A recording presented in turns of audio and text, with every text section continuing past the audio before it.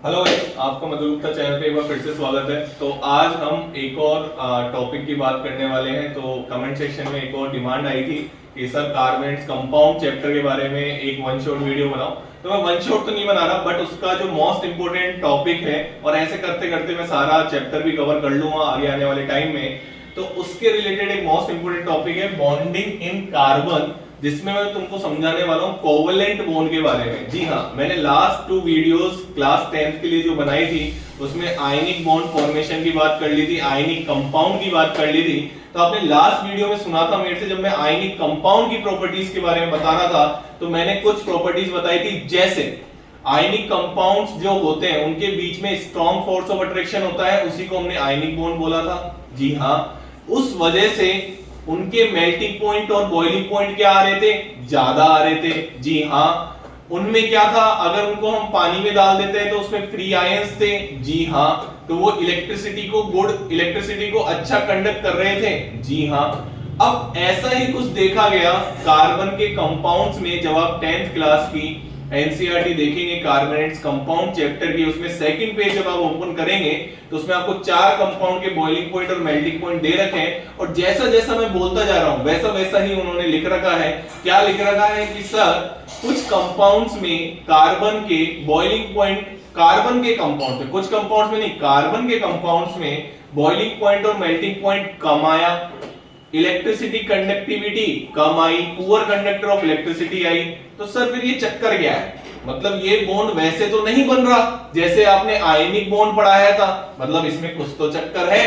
तो फिर स्टडी की गई कि यार बॉन्डिंग इन कार्बन, कार्बन क्या करता है कि उसके जो कंपाउंड्स हैं उनके जो बॉइलिंग पॉइंट, मेल्टिंग पॉइंट है वो कम आ रहे हैं, और पुअर कंडक्टर ऑफ इलेक्ट्रिसिटी आ रहे हैं। तो आइए उसी की हम बात करने जा रहे हैं। तो हमने लास्ट वीडियो में भी ये बात करी थी, और क्लास 9 से आप ये चीज पढ़ते हुए आ रहे हैं कि कोई भी एलिमेंट रिएक्ट हो रहा है ना, तो वो अपनी कॉन्फ़िगरेशन कैसी करना चाहता है, नोबल गैस कॉन्फ़िगरेशन जैसी। कैसी कॉन्फ़िगरेशन करना चाहता है, नोबल गैस कॉन्फ़िगरेशन जैसी। अब सर ये ऐसी क्यों करना चाहता है, क्योंकि इनकी क्या होती है, लिटिल केमिकल एक्टिविटी, इसलिए वो ऐसा करना चाहता है। तुम्हारे क्लास 10th तक ही चलेगा ये फंडा, 11th में नहीं चलेगा, 11th में नहीं चलेगा, क्लास 10th तक ही चलेगा। तो अभी तो हम क्लास 10th की बात करें तो क्लास 10th की बात कर लेते हैं। नोबल गैस कॉन्फ़िगरेशन करना चाहता है। नोबल गैस में तुम्हारे सिलेबस में जैसे हीलियम हो गया, हीलियम की कॉन्फ़िगरेशन कितनी होती है, 2 होती है, नियोन हो गया 2,8 होती है, ये मैं सिखा चुका हूं। अगर आपको ये कॉन्फ़िगरेशन लिखना सीखना है तो आप मेरी लास्ट वीडियो देख सकते हैं, पार्ट 1, जिसमें मैंने आयनिक बॉन्ड को एक्सप्लेन किया है, ठीक है ना, उसमें मैंने इलेक्ट्रॉनिक कॉन्फ़िगरेशन लिखना सिखाया है। ओके, चलिए आर्गन की बात करें, 2,8,8 हो गया, ठीक है। अब ऐसी कॉन्फ़िगरेशन और भी है, बट मैं को अपने सिलेबस में इतनी काम आती है तो मैं इतना ही लिख रहा हूं। तो इस केस में मैंने आपको बताया भी था कि डुप्लेट बोलते हैं इसको। 8 इलेक्ट्रॉन अगर वैलेंस शेल में होते हैं तो उसको हम बोलते हैं, वैलेंस शेल क्या होता है, outermost shell. Valence electron क्या होते हैं, आउटर मोस्ट शेल में प्रेजेंट इलेक्ट्रॉन, उसको क्या बोलते हैं, वैलेंस इलेक्ट्रॉन बोलते हैं। जी हाँ, तो यहाँ पे 8 इलेक्ट्रॉन है आखिरी शेल में, यहाँ पे भी 8 इलेक्ट्रॉन है। स्टेबल कॉन्फ़िगरेशन, कैसी कॉन्फ़िगरेशन से, स्टेबल इलेक्ट्रॉनिक कॉन्फ़िगरेशंस। तो हर कोई तुम्हारे सिलेबस तक, तुम्हारे 10th के सिलेबस तक हर कोई एलिमेंट कैसी कॉन्फ़िगरेशन चाहता है, ऐसे। अब वो ऐसी कॉन्फ़िगरेशन पाने के लिए क्या क्या कर सकता है, पहला इलेक्ट्रॉन गेन कर सकता है, दूसरा इलेक्ट्रॉन लूज कर सकता है, और तीसरा जो कि हमको इस टॉपिक में पढ़ना है, इलेक्ट्रॉन क्या कर सकता है, शेयर कर सकता है। तो इलेक्ट्रॉन गेन और लूज का तो कॉन्सेप्ट पढ़ लिया था ना, आपको ध्यान हो तो। गेन नॉन मेटल की टेंडेंसी होती है, ये किसकी टेंडेंसी होती है, मेटल की टेंडेंसी होती है, और जब इन दोनों से मिलके जो बॉन्ड बनता है उसको क्या बोलते हैं, आयनिक बॉन्ड बोलते हैं। Complete transfer of electron from metal to non metal is called ionic bond, और जिस कंपाउंड में ये बॉन्ड बनता है उसको क्या बोलते हैं, आयनिक कंपाउंड बोलते हैं। इतनी बात हम कर चुके हैं। तो आइए कार्बन की बात कर लेते हैं कि क्या वो गेन करता है, क्या वो लूज करता है। अगर मान लो वो दोनों ही नहीं करा तो फिर क्या करेगा, वो शेयर करेगा। आइए उसकी बात कर लेते हैं। चलिए इसको मैं रख कर रहा हूं। आइए, ऑब्वियसली आपको ये बहुत बेसिक से मैंने स्टार्ट किया, आपको समझ में आ जाएगा, ठीक है। चलिए, और पेशेंस रखना, ठीक है ना। वन शॉट की जरूरत नहीं पड़ेगी आपको, मैं बनाऊंगा इन फ्यूचर, बट आप अगर ध्यान से एक एक टॉपिक को समझेंगे तो आपको इतनी अच्छी तरीके से समझ में आ जाएगा कि आप खुद एक वन शॉट बना पाएंगे, ठीक है ना। तो इसलिए आप बिल्कुल पेशेंसली आप ध्यान से सुनिए। चलिए, तो अगर मैं बात करूं कार्बन की, तो कार्बन का एटॉमिक नंबर होता है सर 6।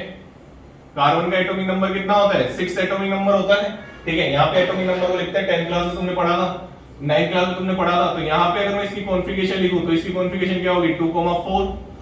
मतलब सर इसको कितने इलेक्ट्रॉन चाहिए? ये इसका कौन सा शेल हो गया, ये इसकी इलेक्ट्रॉनिक कॉन्फ़िगरेशन होगी, ये इसका कौन सा, कितने इलेक्ट्रॉन है इसमें? वैलेंस इलेक्ट्रॉन 4 इलेक्ट्रॉन है।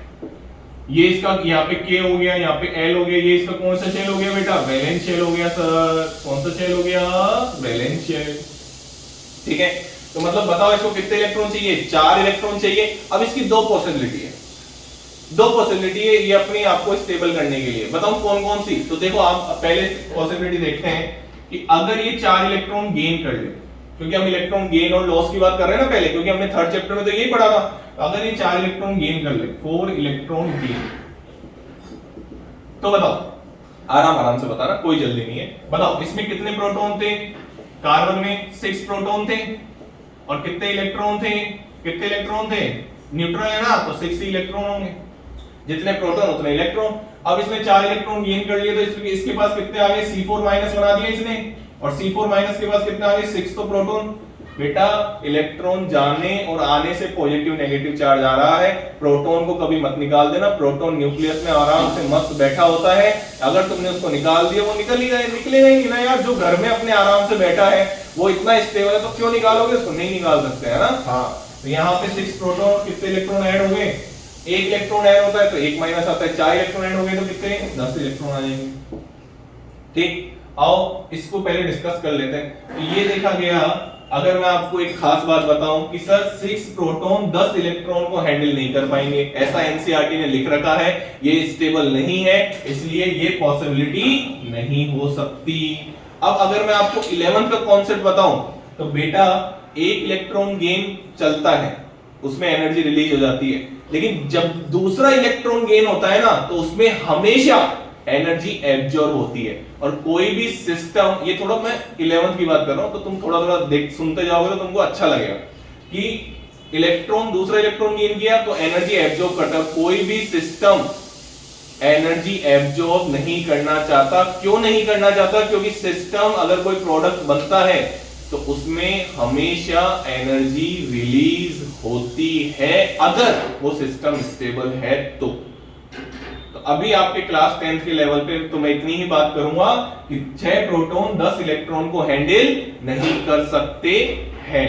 जी हाँ, चलिए, तो अगर हम दूसरा केस पढ़ें तो ये यहाँ पे आएगा 4 इलेक्ट्रॉन लूज। ये भी कर सकता है सर, क्यों? क्योंकि इसकी कॉन्फ़िगरेशन कैसी हो जाएगी फिर? यहाँ पे 4 प्रोटॉन, यहाँ पे C4 प्लस। अच्छा, यहाँ पे अगर आप कॉन्फ़िगरेशन देखो तो यहाँ पे कॉन्फ़िगरेशन इसकी कितनी हो जाती है? 2,8 हो जाती ना, फुलफिल कॉन्फ़िगरेशन हो गई ना नोबल गैस जैसी, बट ऐसा नहीं होता। C4 प्लस की बात करो तो इसकी कॉन्फ़िगरेशन कैसी होगी? 2 नोबल गैस जैसी। ये कॉन्फ़िगरेशन किसकी है? नियोन की। ये कॉन्फ़िगरेशन किसकी है? हीलियम की। बट बेटा फिर इसमें एक समस्या आ गई। तुम तो पहले क्वेश्चन, पहला डाउट सर 4 इलेक्ट्रॉन ही क्यों गेन कर रहे हैं, 2 क्यों नहीं कर रहे? बेटा जो कोई एलिमेंट की रिएक्टिविटी का जो बेसिस है तुम्हारे क्लास 10th तक, वो नोबल गैस कॉन्फ़िगरेशन अटेन करना चाहता है, वो अपने आउटर मोस्ट शेल को फुलफिल करना चाहता है। ये तुम्हारे क्लास 10th का लेवल तक हम बात कर सकते हैं। चलिए, तो यहाँ पे हम बात करें तो इसके पास कितने प्रोटॉन रह गए बताइए? अरे बोलो, प्रोटॉन तो कभी चेंज नहीं होते ना सर, अभी तो बताया था आपने, और 2 इलेक्ट्रॉन। अब कमाल की बात यह है कि एक इलेक्ट्रॉन को निकालने के लिए भी बहुत ताकत लगानी पड़ती है। जी हाँ, अगर आप इलेक्ट्रॉन निकाल रहे हो किसी एटम में से तो उसमें एनर्जी रिक्वायर्ड होती है। आप तो कितने इलेक्ट्रॉन निकाल रहे हो? 4 इलेक्ट्रॉन निकाल दिया आपने, नहीं निकाल सकते, क्योंकि इसमें बहुत ज्यादा अमाउंट में एनर्जी की रिक्वायरमेंट होती है।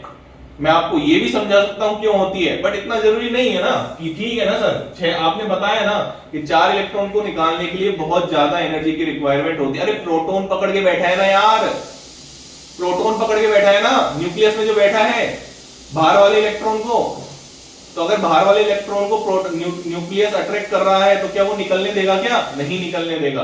तो एक इलेक्ट्रॉन निकल गया, चलो ठीक है, दो इलेक्ट्रॉन निकल गए, चलो ठीक है, तीन निकल गए, चलो ठीक है, एल्युमिनियम तीन भी निकाल देता है, हमने पढ़ा था। लेकिन जब कार्बन की बारी आती है तो चार इलेक्ट्रॉन नहीं निकल सकते बेटा, तो ये भी पॉसिबिलिटी नहीं। क्या इतनी बात समझ में आती है? तो ना तो कार्बन चार इलेक्ट्रॉन गेन कर सकता है, ना कार्बन चार इलेक्ट्रॉन लूज कर सकता है, तो फिर ये तो समस्या होगी। इसमें ये स्टेबल नहीं बन रहा, यहाँ पे बहुत ज्यादा एनर्जी की रिक्वायरमेंट है। ये 2 नंबर का क्वेश्चन आता है 10 CBS से। जी हाँ, बहुत फेमस क्वेश्चन है कि सर कार्बन ना तो चार इलेक्ट्रॉन लूज कर सकता, चार इलेक्ट्रॉन गेन कर सकता है, ना ही चार इलेक्ट्रॉन लूज कर सकता है। तो फिर क्या करें? तो फिर इन दोनों समस्याओं को ओवरकम के लिए कार्बन इलेक्ट्रॉन को क्या करता है? शेयर करता है। और यहां से ही तुम्हारा चालू होता है कौन सा बॉन्ड? कोवलेंट बॉन्ड चालू होता है। तो अगर हम बात करते हैं, अब मैं आगे बात करने वाला हूं कोवलेंट बॉन्ड की, तो यहां से हमको समझ में आता है कि कार्बन क्या करता है? इलेक्ट्रॉन शेयर करता है। तो मैं इस वीडियो को यहां तक ही रखता हूं, ठीक है। और फिर नेक्स्ट वीडियो में मैं अब कंपाउंड्स में आने वाला हूं, कोवलेंट बॉन्ड में आने वाला हूं, कैसे बनता है, किन किन। अब क्या केवल कार्बन में ही इलेक्ट्रॉन की शेयरिंग होती है? जी नहीं, जी नहीं। एक बात मैं आपको क्लियर कर देता हूं इसी वीडियो में, जो हमारा आयनिक बॉन्ड था ना बेटा, आयनिक बॉन्ड जो था हमारा बेटा, वो मेटल और नॉन मेटल के बीच बनता है, मेटल और नॉन मेटल के बीच बनता है। कोवलेंट कंपाउंड केवल कार्बन ही नहीं बनाएंगे, ऐसे बहुत सारे एग्जांपल मैं आपको नेक्स्ट वीडियो में कराने वाला हूं जो कोवलेंट बॉन्ड बनाएंगे। क्योंकि कोवलेंट बॉन्ड की डेफिनेशन मैं आपको इसी वीडियो में बता देता हूं। यहां पे जो कोवलेंट बॉन्ड की हम बात करते हैं वो बनता है बेटा नॉन मेटल के बीच। किसके बीच में बेटा? नॉन मेटल के बीच में बनता है। और कैसे बनता है वो भी सुन लो। कोवलेंट बॉन्ड बनता है इलेक्ट्रॉन की इक्वल शेयरिंग से, equally sharing of electrons between two bonded atoms या बिटवीन बॉन्डेड एटम्स। हम सिंपल ऐसे बोल सकते हैं, एक दो से ज्यादा भी हो सकते हैं, बिटवीन बॉन्डेड एटम्स। ऑब्वियसली दो ही एटम के बीच में हम बात कर रहे हैं ना, तो दो बिटवीन टू बॉन्डेड एटम भी बोल सकते हो। और जो आयनिक बॉन्ड होता था, आयनिक बॉन्ड क्या बनता था? Complete transfer of electron from metal to non metal. Covalent bond equally sharing of electrons between bonded atoms. कौन से इलेक्ट्रॉन बॉन्डिंग में पार्टिसिपेट करते हैं? चाहे वो आयनिक बॉन्ड हो, चाहे वो कोवलेंट बॉन्ड हो। कौन से इलेक्ट्रॉन करते हैं? वैलेंस इलेक्ट्रॉन करते हैं। अगर मैं आपको यहाँ पे लिखूं कि कौन से इलेक्ट्रॉन बॉन्डिंग में पार्टिसिपेट करते हैं, तो आयनिक बॉन्ड हो चाहे कोवलेंट बॉन्ड हो, दोनों में ही कौन से इलेक्ट्रॉन पार्टिसिपेट करते हैं? वैलेंस इलेक्ट्रॉन पार्टिसिपेट करते हैं। तो हम नेक्स्ट वीडियो में इसको और आगे बढ़ाएंगे, ठीक है। वीडियो बड़ी बन जाएगी, तो आप ये इस वीडियो में यहाँ तक समझ सकते हैं। इसका नेक्स्ट पार्ट में मैं आपको बहुत सारे मॉलिक्यूल से मिलाने वाला हूँ जिनके बीच में क्या मिलेगा? कोवलेंट बॉन्ड मिलेगा। Thank you so much. Channel को लाइक करें, शेयर करें और सब्सक्राइब करें।